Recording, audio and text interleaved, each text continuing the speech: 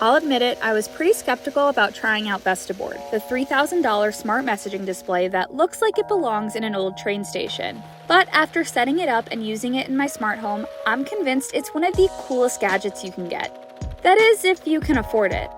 While it's hard to look past the price tag, I can honestly say in all my years of reviewing smart home devices that I've never seen anything quite like Vestaboard before. It's a split-flap display composed of 132 character modules that spin to show all kinds of messages, from personalized greetings and sports scores to inventive designs, dad jokes, and more.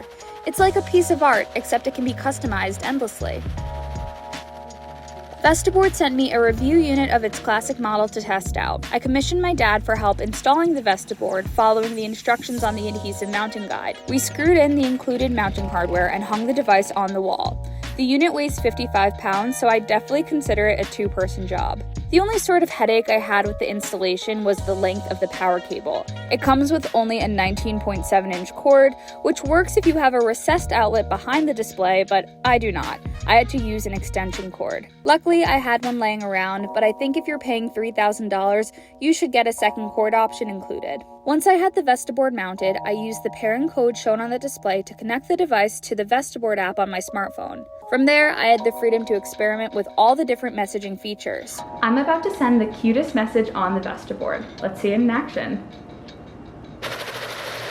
Look at it go!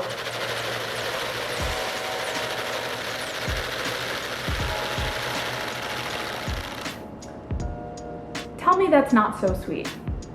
But I started exploring the other daily recommendations, which included inspirational quotes and even holiday-themed designs. Some templates leave you space to personalize messages with names or occasions, and you can make messages up completely from scratch. Now, I've set the Vestaboard up in my kitchen, which is exactly what I wanted and for one reason. I cook dinner all the time, but I'm always being asked what's for dinner, what's on the menu. Now, no one needs to ask. I can just put the menu on the Vestaboard.